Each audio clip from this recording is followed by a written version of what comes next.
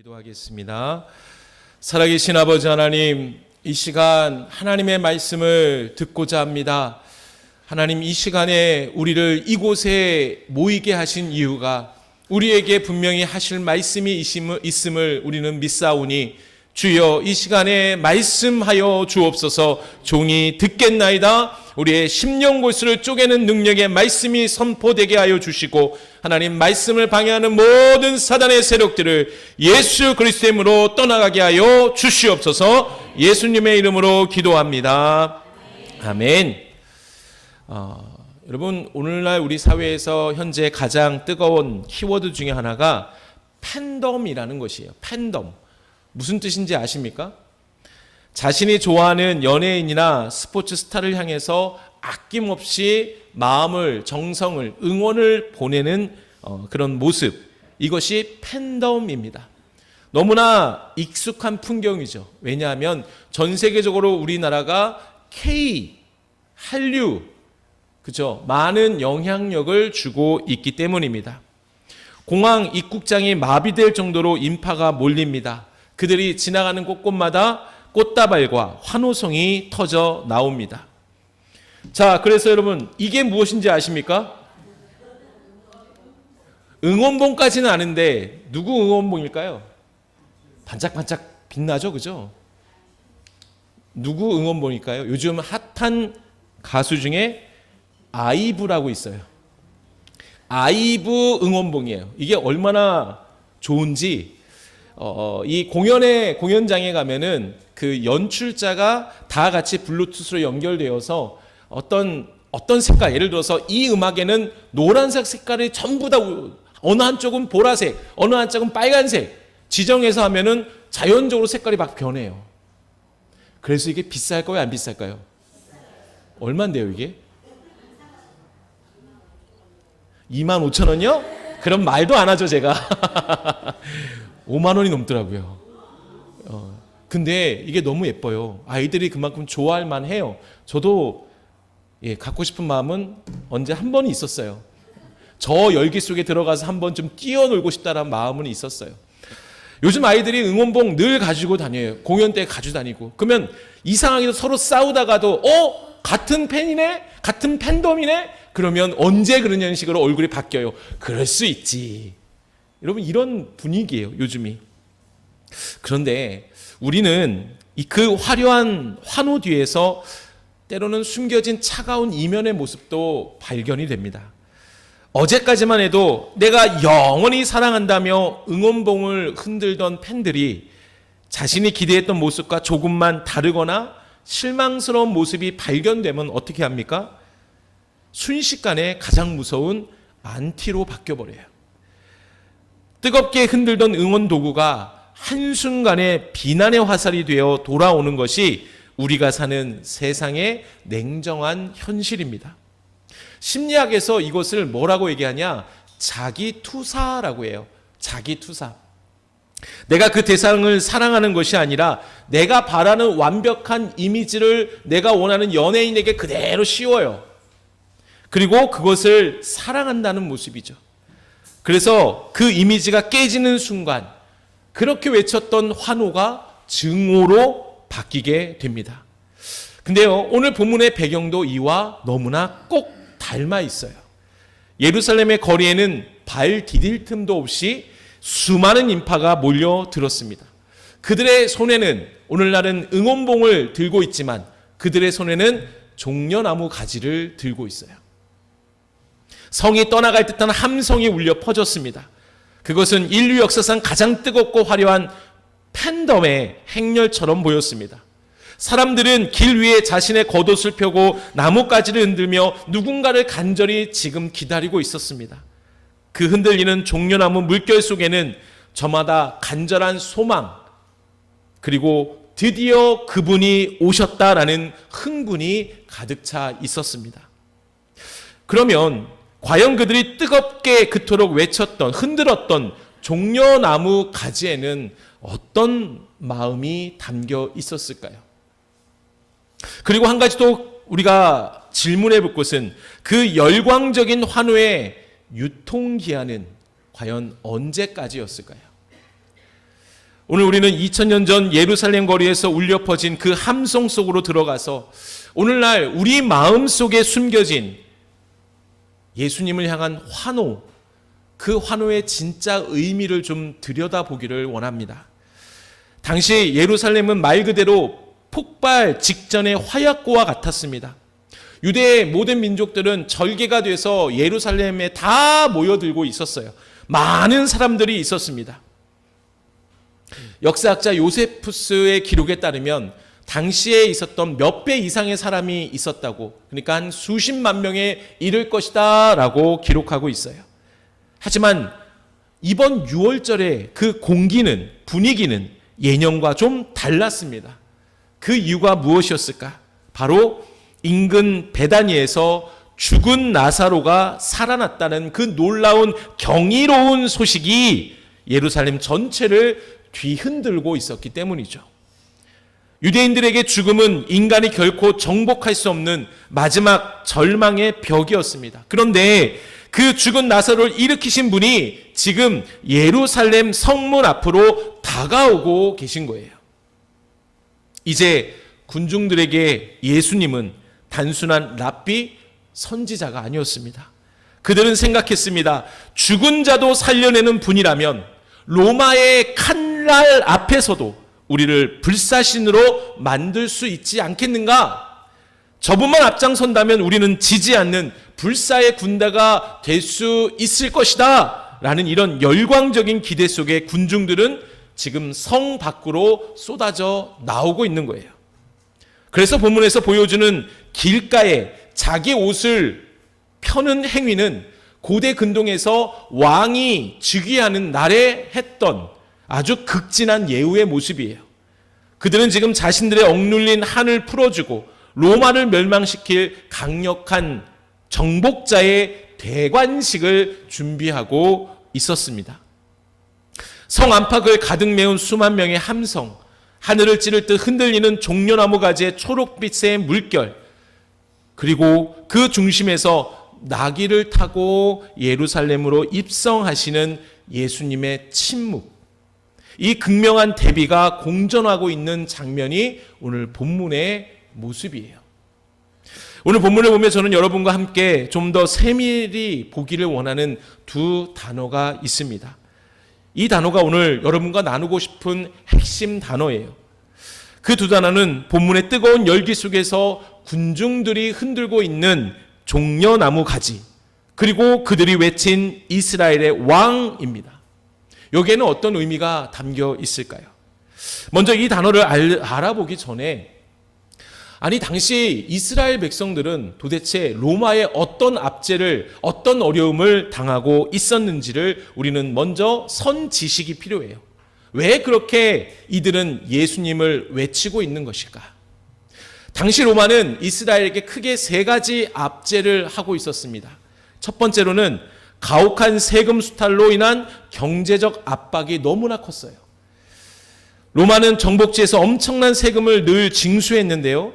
당시 유대인들에게 크게 세 가지 세금을 뜯어냈습니다. 가장 먼저는 숨만 쉬고 있다면 무조건 세금을 내라는 거예요. 그게 인두세예요. 너 숨 쉬고 있어? 돈 내. 두 번째로는 모든 수확물의 10에서 30%의 모든 세금을 내야 된다. 로마에게 바쳐야 된다. 토지세를 내야 됐어요. 세 번째로는 물건을 옮길 때마다 세리들이 길목을 다 잡고 있었어요. 그래서 그 길을 지나갈 때면 세금을 내야 되는데 바로 통행세, 관세를 내야 했습니다. 이런 경제적 압박이 있었고요. 두 번째로는 로마는 종교적 모독, 또 그들의 자존감을 훼손시키는 정신적 압박을 가했습니다. 이스라엘 사람들에게 예루살렘 성전은 목숨보다 소중한 곳이었죠. 하지만 로마는 이것을 철저히 짓밟았습니다. 가장 대표적인 것이 당시 로마 황제가 대제사장을 임의로 선출했어요. 그러면 내 입맛에 맞는 사람을 선출할까요? 다른 사람 입맛에 맞는 사람을 선출할까요? 내 입맛에 선출. 그렇죠? 그래서 당시 황제가 선출한 대제사장은 하나님을 두려워하는 사람이 아니라 로마의 앞잡이를 세운 거예요. 그것부터 이스라엘의 유일신 신앙을 무시한 거죠. 또한 동전에 로마 황제의 얼굴을 새겨 유통했고 성전에 황제의 상징물을 세우려 시도하는 등 유대인들의 그 유일신 신앙을 모욕했습니다. 우리 민족의 예전 일제시대 때 강요했던 신사참배와 똑같은 거예요. 세 번째, 로마 군대의 무력 통치로 인한 신체적 압박이 강했습니다. 로마 군인들은 점령군이에요. 그러니 그들이 하고 싶은 대로 모두 다 행했어요. 대표적으로 로마 군인은 지나가다가 유대인이 발견됐다. 그러면 그들에게 자기가 들고 있는 짐을 강제로 지울 수 있는 그런 권한이 있었어요. 대표적으로 예수님의 십자가를 지게 한 누구죠? 구레네 시몬이죠. 로마 병사가 너 대신 지고 가. 이때 만약에 거절하면 어떻게 돼요? 그들은 명령 불복적으로 처형할 수 있는 권한이 있었어요. 마치 일제시대 때 여러분 칼을 찬 일본 순사들이 거리마다 배치되어서 우리 국민을 계속 감시하고 독립의 의지만 보여도 헌병 경찰이 잡아가두어 고문하던 무단 통치 시대의 공포 정치와 똑같았습니다. 이렇게 대표적으로 세 가지 이스라엘이 로마의 압제를 당하고 있었어요.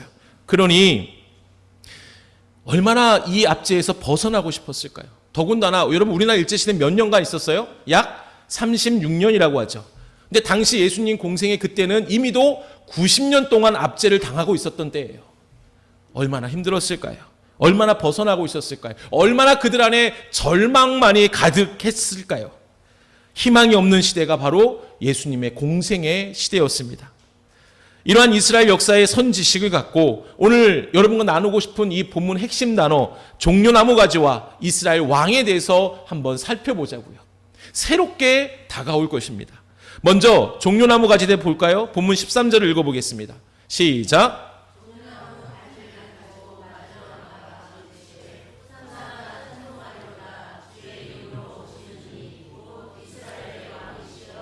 아멘. 여기서 종려나무가지, 마지막에 이스라엘 왕이시여. 여러분 이 두 단어가 결합되면은 우리가 상상할 수 없는 놀라운 마음이, 뜨거운 나라에 대한 열정이 유대인들에게 가득 차 있어요. 쉽게 얘기해서 여러분 우리나라 태극기, 대한독립 만세, 이게 합쳐지면은 어떤 마음이 일어납니까? 특별히 우리 여기 3.1운동 그죠? 기념관도 있잖아요. 태극기, 대한민국 사람이라면 태극기하고 대한독립 만세 외치면 마음속에 아휴 귀찮아 하기 싫어 이런 마음이 있습니까? 어떤 마음이 있어요? 그때 태어나지 못해서 모릅니다. 다 그런 표정입니까? 아니잖아요. 어떤 마음이 있어요? 우리 안에 뭔가 모르는 게 뜨거운 뭔가 있지 않아요? 괜지 누가 대한독립 만세 외치면 여러분 이게 언제 가장 많이 드러나냐면 해외 나가보세요. 태극기만 들고 다니면 오 같이 움직이고 싶어요. 거기서 누군가 대한독립 만세 외치면 우리는 가만히 있을까요? 같이 외치고 싶죠. 여러분 이게 태극기와 대한독립 만세라는 그것이 결합될 때 우리 대한민국의 안에 있는 그 뜨거움이 일어나는 것처럼 오늘 본문에 종려나무 가지와 이스라엘의 왕이라는 단어가 합쳐질 때에 유대인들 안에 우리가 느낄 수 있는 그 독립에 대한 간절함이 그들 안에 생기게 되는 거예요. 여러분 이것을 기억하면서 먼저 종려나무 가지는 어떤 의미가 있을까? 사복음서는 모든 예루살렘에 입성하시는 예수님에 대한 이야기가 다 기록되어 있어요. 그런데 오늘 본문의 요한복음에만 유일하게 그 흔들었던 나뭇가지가 이 나뭇가지라고 정확하게 기록하고 있는데 무슨 나뭇가지라고요? 종려나뭇가지. 이 나뭇가지를 흔든다는 것은 단지 우리 태진아 가수의 노란 손수건 노래 혹시 아시는 분 계십니까? 한참 인기였던 제 나이 또래 박상훈 집사님 노란 손수건의 노래 아시죠? 그죠? 저도 힘차게 불렀던 노래, 즐겁게 부르는 손수건을 흔들면 그분이 오신다기에, 그죠? 흔들었던 손수건, 노란 손수건. 여러분 이게 종려나무까지 그들이 흔들었던 것은 단순히 그냥 외쳤는 게 아니에요. 어떤 의미가 있냐? 주전 2세기 BC 2년에 마카비 혁명이 일어났고 당시 이방 세력을 몰아내고 성전을 탈환했을 때 흔들었던 그 나뭇가지, 종려나뭇가지예요. 그러니 이들에게 종려나뭇가지 흔들다는 것은 승리와 독립을 상징하는 거예요. 그러니 그들 안에 어떤 마음이 있냐? 오늘 본문에 종려나무 가지를 흔든다라는 것은 예수 당신이 제2의 마카비가 되어주셔서 지금의 압제를 끝내달라라는 그 마음이 이스라엘 백성들에게 있었던 거예요. 그러면서 흔드는 거예요. 그 다음에 이스라엘 왕을 볼까요? 여러분, 예수님을 보며 종려나무 가지를 흔들고 이스라엘의 왕이라고 외친 군중은 그들이 그냥 외친 게 아니에요. 분명히 앞에서 본 시편의 말씀을 인용했고, 또 대표적으로 오늘 본문 19절, 자막은 없지만 우리 19절 같이 한번 읽어볼까요? 19절 시작. 죄송합니다. 15절입니다. 15절. 제가 잘못 말씀드렸습니다. 15절 시작. 이는 기록된 바 시온 따라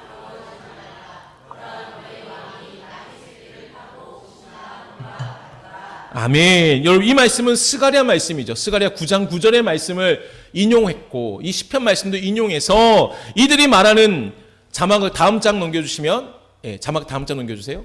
보시면 예수를 향해서 호 바실레우스라고 해요. 호라는 것은 영어로 더, 정관사, 얘를 얘기해요. 그 왕, 그 정확한 그들이 알고 있는 왕, 바로 앞에서 얘기했던 스가랴 9장 9절의 왕, 그 왕이 바로 당신입니다라는 뜻으로 특정한 왕을 얘기하는 거예요. 그렇게 이들이 예수님이 예루살렘에 입성할 때 부르고 있는 거예요. 종려나무 가지를 흔들면서 이스라엘 왕, 우리가 기다렸던 바로 그 왕, 당신입니다. 우리를 구원해 줄 당신입니다. 라고 지금 외치고 있는 거예요. 그런데 중요한 것은 그들의 외침 가운데는 우리가 알고 있는 진짜 왕이 아니라 어떤 왕으로 인정하고 있습니까? 정치적인 왕. 로마의 압제로부터 우리를 해결해 줄 수 있는, 풀어줄 수 있는 왕으로 외치고 있는 거예요. 그래서 이것을 우리 마지막에 한번 읽어볼까요? 이 여기는 어떤 의미가 있습니까? 시작. 자신들의 입맛대로 해석한 결과 그들이 원하는 정치적인 메시아를 외치고 있는 것이죠. 결국 종려나무 가지를 흔들며 이스라엘의 왕을 외친 이 장면은 하나님 보내신 메시아를 정말로 경배하고 예배하는 모습이 아니라 자신들이 만든 메시아 상, 그 상에 예수님을 억지로 끼워 맞힌 장면이에요. 군중은 예수님의 입술에서 그래, 내가 너희의 원하는 복수를 내가 해줄게 라고 그 어떤 군사적인 선언이 나올 것을 기다렸지만 정작 왕으로 오신 예수님은 그 화려한 종려나무 물결 사이를 가장 초라한 어린 나귀를 타고 묵묵히 지나가셨습니다. 여러분, 군중은 승리의 깃발인 종려나무 가지를 흔들었지만 주님은 죽음의 자리인 십자가를 향해 묵묵히 발걸음을 옮기셨습니다. 그런데요, 오늘 본문에 등장하는 2000년 전 그들의 열광적인 환호가 오늘 우리에게 아주 중요한 질문을 던지고 있습니다. 과연 우리는 오늘날 지금 무엇을 흔들며 주님 앞에 서 있습니까? 오늘 우리는 2000년 전 예루살렘 군중의 모습 속에서 우리 자신의 모습을 발견합니다. 우리 역시 주일마다 거룩한 옷을 입고 나와서 호산나를 부르며 마음의 종려나무 가지를 흔들고 있지 않습니까? 즉 하나님의 뜻이 아니라 나의 뜻이 이루어지리라 라는 그 마음으로 혹시 이 자리에 있지는 않습니까? 종려나무를 흔드는 신앙은 분명히 이렇게 말할 수 있어요. 나 중심의 신앙이에요. 주님이 내 사업을 축복해 주시고 내 자녀를 1등 만들어 주시고 내 질병을 고쳐 주실 때만 열광적으로 환호하는 신앙입니다. 이런 신앙의 위험성은 내 기대와 주님의 뜻이 어긋날 때 금방 드러나게 돼요. 내 기도대로 응답되지 않으면 어제 흔들었던 종려나무 가지를 그 자리에서 내동댕이 치고 주님을 향해 원망의 돌을 던지는 환경에 따라 변하는 신앙이에요. 훗날 오늘 본문에 등장하는 군중들이 호산나라고 외쳤지만 자신들이 원하는 정치적 메시아가 아님을 깨닫고 그들은 이제 뭐라고 외칩니까? 십자가에 못 박으라 라고 외칩니다. 그래서 예수님은 이미도 이렇게 우리에게 말씀하셨어요. 마태복음 15장 8절 함께 읽습니다. 시작. 이 백성이 입술로는 나를 공경하되 마음은 내게서 멀도다. 아멘. 입술로는 호산나를 외치며 종려나무 가지를 흔들지만 그 마음의 주인은 여전히 누가 되고 있어요? 내가 되고 있는 거예요. 나. 주님을 왕의 자리에 모신 것이 아니라 내 소원을 들어줄 집사나 해결사로 고용하려는 태도입니다. 내 기도대로 응답되지 않으면 어제 흔들던 종려나무를 미련 없이 내동댕이 치고 주님을 향해 원망의 돌을 던지는 가변적인 그런 신앙이 오늘 본문의 군중들의 모습이라는 거죠. 성경학자들은 이 가룟 유다가 예수님을 배반한 결정적인 이유를 바로 이 어긋난 기대에서 찾고 있습니다. 유다는 열심당원 중 한 명으로 추측될 만큼 민족주의적 열망이 아주 강했던 인물이에요. 당시 유대인 가운데에 진짜 민족주의에 투철한 사람들을 열심당원이라 불렀어요. 오늘날 여러분 이란과 미국이 전쟁을 하고 있지만 이란이 계속 버틸 수 있는 이유 중에 하나가 그들 주변에 열심당원들이 있죠. 누구예요? 혁명수비대라는 사람들이 있어요. 그런 사람들이 있기 때문에 이란이 계속 공격을 맞서 싸우고 있는 거예요. 당시에도 유대인들 안에 그런 민족주의에 가득 찬 사람들이 열심당원이었고 아마도 학자들은 가룟 유다가 이 열심당원의 한 명 중에 속해 있다라고 추측하고 있습니다. 이것을 근거로 볼 때 이 유다는 예수님이 예루살렘에 입성할 때 누구보다 높이 종려나무 가지를 흔들지 않았을까 생각해 보는 거예요.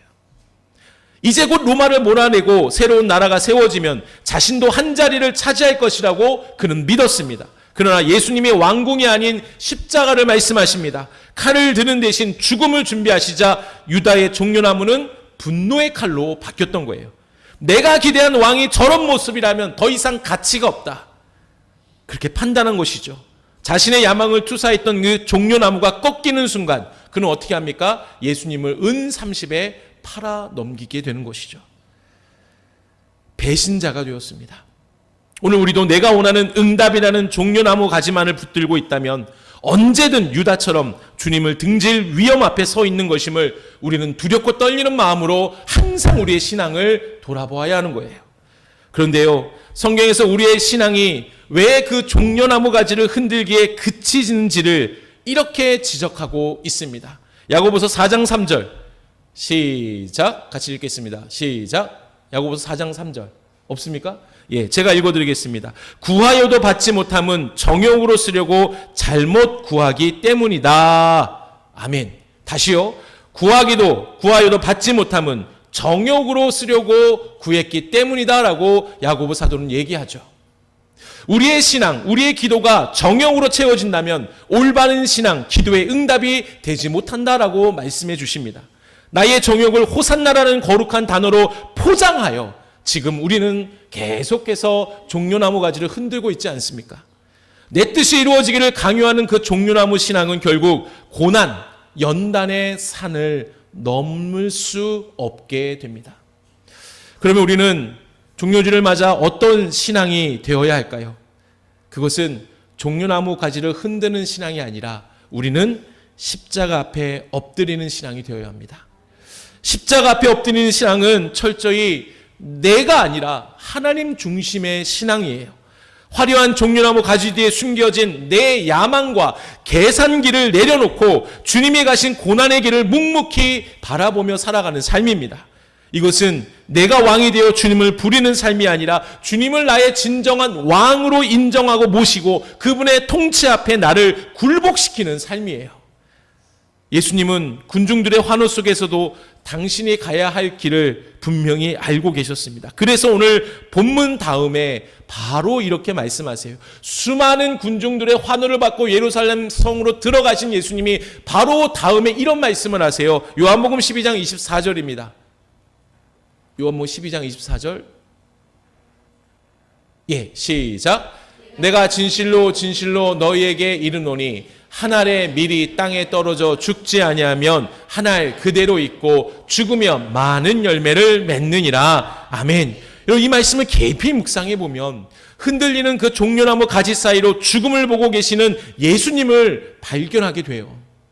그래서 십자가 앞에 엎드린다라는 것은 바로 이 미랄의 원리를 내 삶 속에 받아들인다라는 것을 뜻합니다. 내 뜻이 죽어야 하나님의 뜻이 살고 내 야망이 꺾어야 주님의 영광이 드러난다는 사실을 온몸으로 시인하는 신앙의 모습이 미랄의 신앙이라는 거죠. 한국교회의 성자라 불리는 손양원 목사님, 이 십자가의 신앙을 몸소 보여주셨죠. 두 아들을 죽인 원수를 양아들로 삼았을 때 사람들은 그 사랑에게 경악했습니다. 하지만 그것은 손 목사님이 대단한 성인군자여서 가능했던 일이 아니라고 하죠. 왜요? 그분 평소 이렇게 고백했습니다. 같이 읽어볼까요? 시작. 나는 날마다 십자가 앞에서 나를 죽인다.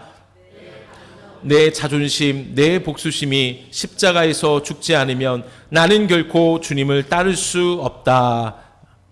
여러분, 손 목사님에게 신앙은 종려나무 가지를 흔들며 복을 비는 삶이 아니었어요. 원수까지 사랑하는 주님의 명령 앞에서 내 본능을 처참히 다 깨뜨리고 십자가 아래 엎드리는 것이었어요. 내 안에 내가 죽었을 때 비로소 원수를 아들로 삼는 기적이 일어난 것입니다. 이것이 바로 십자가를 지고 주님을 따르는 제자의 삶입니다. 그러므로 종려나무 가지를 흔드는 삶이 아닌 십자가 앞에 선 성도들은 이제 삶의 목적 자체가 이렇게 바뀌어야 돼요. 사도 바울이 얘기했습니다. 로마서 14장 8절 시작. 우리가 살아도 주를 위하여 살고 죽어도 주를 위하여 죽나니 그러므로 사나 죽으나 우리가 주의 것이로다. 아멘. 종려나무를 흔드는 자는 주님 나를 위해 죽어주세요라고 말하지만 십자가 앞에 엎드린 자는 주님 이제 내가 주를 위해 죽겠습니다 라고 고백해요. 주님은 오늘 우리에게 종려나무를 흔들며 구경꾼으로 따라오라 뒤따라오지 않으시고 각자의 십자가를 지고 예수님의 핏자국을 밟으라고 말씀해 주십니다. 말씀을 정리합니다. 사랑하는 여러분, 예수님은 오늘 우리에게 구경꾼처럼 멀리서 종려나무 가지를 흔들며 서 있으라라고 말하지 않으세요. 이제 그 흔들던 나뭇가지를 내려놓고 주님의 핏자국이 선명한 그 십자가 아래로 가까이 오라고 우리를 초청하십니다. 나의 뜻이 죽고 주님의 뜻이 사는 것, 나의 야망이 꺾이고 주님의 영광이 드러나는 것, 그것이 바로 오늘 우리가 회복해야 할 종료주일의 참 모습입니다. 이제 시작되는 고난주간, 화려한 환호가 아닌 깊은 복종으로, 종려나무가 아닌 십자가로 주님과 동행하는, 주님 앞에 나아가는, 내 자신을 죽이고 주님만을 높이는, 주님만이 내 중심의 왕으로 인정하는 그런 우리의 신앙이 되기를 주님의 이름으로 축원합니다. 우리가 말씀을 기억하며 찬양합시다. 십자가를 질 수 있느냐 우리에게 물어보십니다. 이제는 종려나무 가지를 흔들지 말고 십자가를 지고 나를 따르라라고 주님 말씀하십니다. 오늘 우리가 이 찬양을 부르면서 하나님, 이제 내 욕심을 채우려는 종려나무 가지를 흔들지 않겠습니다. 그저 십자가 앞에 내 자신을 다 내려놓겠습니다. 내 중심의 왕은 오직 여호와 하나님이십니다 라는 그 믿음의 고백으로 이 찬양, 우리 1절 4절 함께 찬양합니다.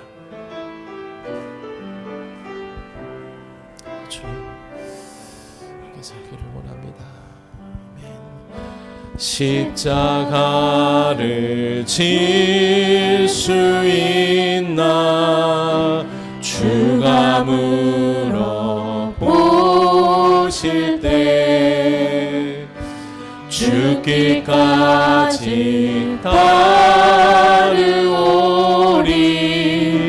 성도 대답하여 믿음으로 고백합시다. 우리의 심령 주의 것이니 우리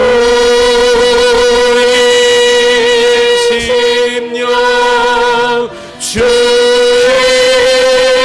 것이니 주님의 형상 주님의 형상 만드소서. 아멘. 주인도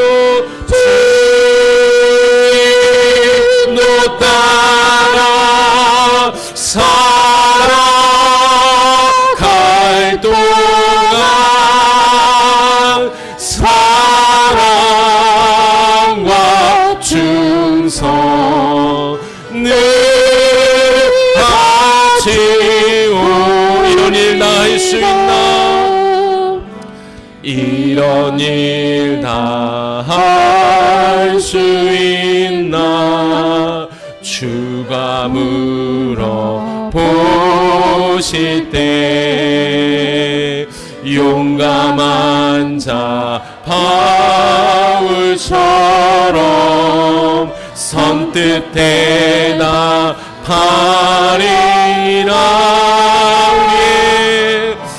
우리 심령 주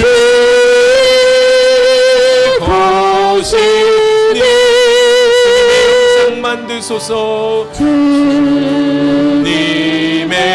형상 만드소서. 아멘. 주의 노 따라 살아갈 동안 사랑과 충성 늘 바치오리다. 이 시간 함께 기도합시다.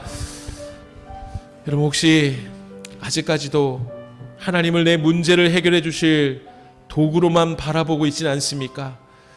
그래서 여전히 우리 손에 종려나무 가지가 들려 있지 않습니까? 오늘 이 시간 결단하기를 원합니다. 이제 더 이상 하나님이 내 야망을 이루어 주실 분으로 바라보는 것이 아니라 나를 구원해 주신 구원자, 그래서 나의 참 주인이 되심을 인정해 주시기를 간절히 바랍니다. 그래서 십자가 앞에 나아가시기를 바랍니다. 그러기에 먼저 주님을 내 소원을 들어줄 도구로 여겼던 그 교만을 회개합시다. 이제 내가 원하는 왕이 아니라 나를 위해 죽으러 오신 십자가의 왕 앞에 엎드립시다. 주여, 내 뜻대로 하지 마시고 오직 주님 뜻대로 되기를 원합니다. 내가 주와 함께 죽겠나이다. 그 미련의 고백으로 이 시간 나아가기를 원합니다. 하나님, 주님이 원하시는 삶이 되게 하여 주옵소서. 주님만이 나의 왕이 되게 주님 인정하며 살아가게 해달라고 이 시간 우리에게 주여 한번 주시고 기도하겠습니다. 주여, 살아계신 아버지 하나님, 오늘도 우리에게 귀한 말씀 주심을 감사합니다. 아버지 하나님, 그렇습니다. 그 군중들 자신의 야망을 위해서, 자신의 어려움을 해결받기 위해 예수님을 나의 구주로, 나의 왕으로 모시는 것이 아니라 진정한 정치적 메시아로 여겨서 종려나무 가지를 흔들고 있던 그들의 모습이 하나님 오늘날 나의 모습과 너무나 똑같습니다. 내가 필요할 때만 주님을 찾고, 내가 어려울 때만 주님을 찾고, 내가 주님을 높이는 삶이 아니라 하나님 문제 앞에서만 주님만을 찾는 그런 하나님 그 종려나무 가지를 흔드는 것이 아니라 이제는 하나님 이제 성숙한 신앙인으로 하나님 주님 앞에 나아갑니다. 십자가 앞에 나아갑니다. 이제 나는 사나 죽으나 주의 영광을 위해 살겠습니다. 주님만이 나의 중심에 오셔서 나의 왕이 되어 주시옵소서. 주여, 종이 듣겠사오니 말씀하여 주옵소서. 하나님 믿음의 사람으로 서게 하여 주시옵소서. 이제는 좀 성숙한 신앙이 되기를 원합니다. 이제는 좀 우리 안에 믿음의 성장이 있기를 원합니다. 주여, 결단하게 하시고 역사하여 주시옵소서. 하나님, 종려나무 가지를 흔들며 이스라엘 왕이시여 외쳤던 저들의 모습이 하나님 어찌 그리 내 모습과 똑같습니까? 하나님이 구원자라고, 예수님이 나를 위해 십자가에 돌아가셨다고 말은 외치지만 그 주님을 내가 원하는 야망을 이루어 주시는 도구로만 모시고 살았습니다. 그래서 기도가 응답되지 않을 때 때로는 낙심하고, 때로는 원망하고, 때로는 불평하고 불만을 가진 우리의 모습을 오늘 발견하게 됩니다. 주여, 이제 더 이상 종려나무 가지만 흔드는 것이 아니라 내 마음의 중심에 여호와 하나님 예수 그리스도만이 나의 진짜 왕이 되심을 믿고 믿음으로 고백하며 그 십자가 앞으로 날마다 나아가는 우리의 신앙이 되게 하여 주시옵소서. 사나 죽으나 오직 주의 것이도다 라는 사도 바울의 고백이 우리의 고백이 되게 하여 주시옵소서. 그래서 이제는 좀 더 어린아이의 신앙이 아니라 좀 더 자라나 성장하는 믿음의 성도들이 되게 하여 주시옵소서. 지금은 예수 그리스도의 은혜와 하나님의 크신 사랑하심과 성령님의 인도 교통하심이 오늘 말씀을 기억하며 더 이상 종려나무 가지를 흔들지 않고 십자가 앞으로 나아가 엎드려 오직 주님이 나의 왕이심을 선포하며 살아가는 그런 삶을 결단하는 모든 성도들 머리 위에, 저들의 가정과 일터 위에 영원토록 함께 하실 것을 간절히 축원하옵나이다. 아멘.